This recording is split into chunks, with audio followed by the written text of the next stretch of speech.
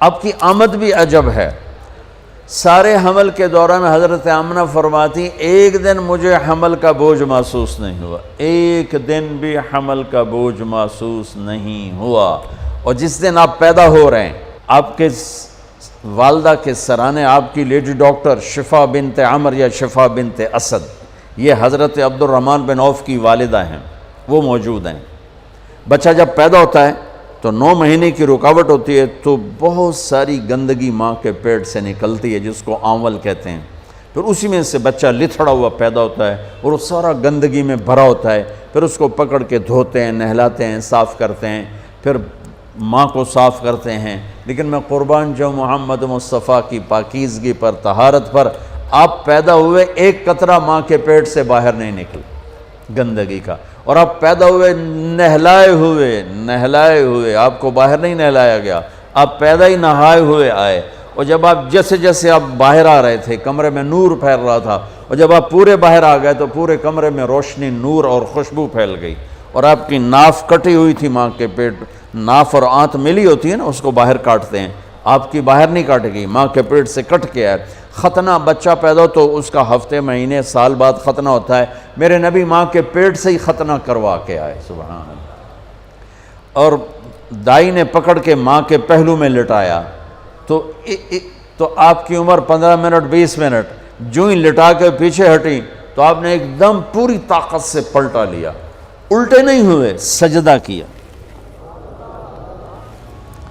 ایک ہوتا ہے نا بچہ الٹ جائے اور منہ ہیٹھاں تے پیٹ دے والے پہ، نہیں ایسا نہیں، آپ نے ایسے سجدہ کیا پورا ایسے، گھٹنے اٹھا لیے، گوڈے اٹھائے ہوئے ہیں، کمر کو اٹھایا ہوا ہے، جیسے ہم سجدہ کرتے ہیں اس طرح لمبا سجدہ کیا۔ ماں بھی ڈر گئی، دائی بھی ڈر گئی۔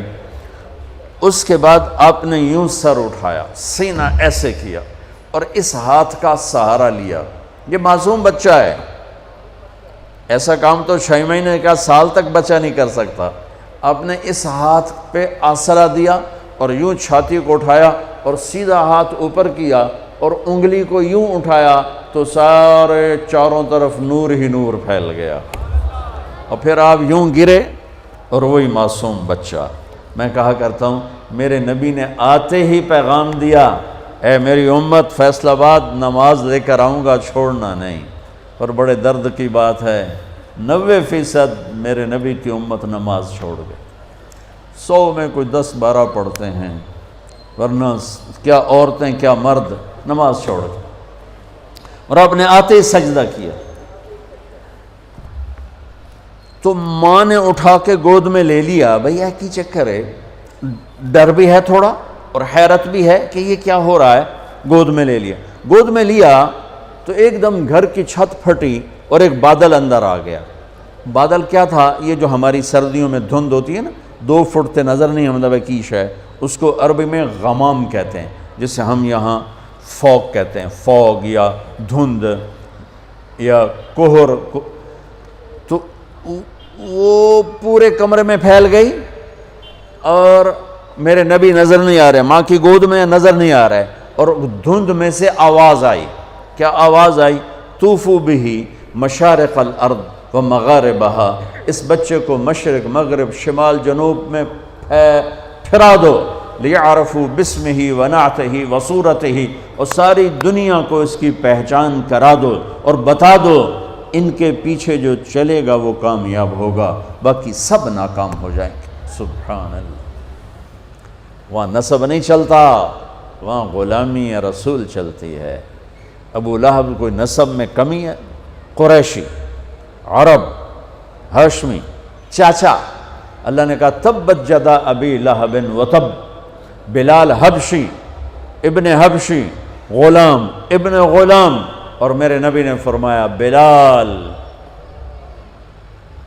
میں میدان محشر میں چلوں گا براق پر اور دنیا چلے گی پیدل، اور بلال میرے آگے سرخ اونٹنی پہ سوار ہو کے چلے گا۔ اور جب میدان حشر میں پہنچیں گے تو بلال اونٹنی پہ کھڑے ہو کے اذان دے گا۔ جب میں جنت میں جاؤں گا تو میری اونٹنی کی رسی بلال کے ہاتھ میں ہوگی جو پکڑ کے میرے ساتھ چلے گا۔ آواز آئی اس بچے کو مشرق مغرب پھرا دو، دنیا کو بتا دو، فیصل آباد والوں کو بتا دو کہ ان کے پیچھے چلو گے تو کام بنے گا ورنہ نہیں بنے گا۔ فلا وربک لا یؤمنون حتی یحکموک فیما شجر بینہم، اس کے بغیر کام نہیں بنے گا۔ اور سنو آگے کیا خوبصورت کلام آیا، آواز آئی، اسے آدم کے اخلاق دو، اسے شیس کی معرفت دو، اسے نوح کی بہادری دو،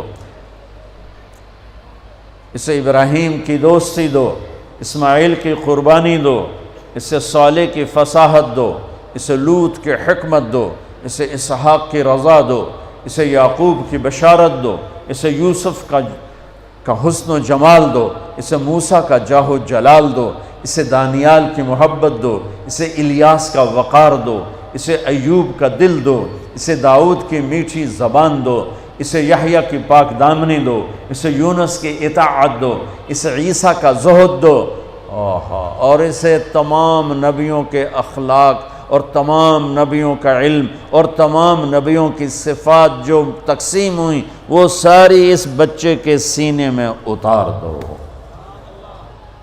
جو بچہ آدھے گھنٹے میں 1,24,000 نبیوں کو جو ملا لے لیا ہو اور پھر 63 سال آگے سفر کیا ہو، میں اسے بیان کروں گا یا اور دنیا میں کوئی بیان کرے گا؟ ہماری تو اوقات ہی نہیں، بساط ہی نہیں، ہم کیا بیان کر سکتے ہیں؟ یا خود میرا رب اپنے حبیب کی نعت خوانی کرتا ہے، میری آپ کی کیا حیثیت؟ میرے دیس کا شاعر اتنا ہی بولے گا جتنی اس کی اوقات، کسی بھی دیس کا شاعر اتنا ہی بولے گا جتنی اس کی اوقات ہے۔ میرا رب کیسے قرآن میں اپنے نبی کو بیان کرتا ہے، قد جاءکم من اللہ نور و کتاب مبین یا ایہا النبی انا ارسلناک شاہدا ومبشرا ونذیرا وداعیا الی اللہ باذنہ وسراجا منیرا۔ یہ میرا رب اپنے نبی کی نعت خوانی کر رہا ہے۔ یا ایہا المزمل قم اللیل الا قلیلا نصفہ او انقص منہ قلیلا او زد علیہ ورتل القرآن ترتیلا۔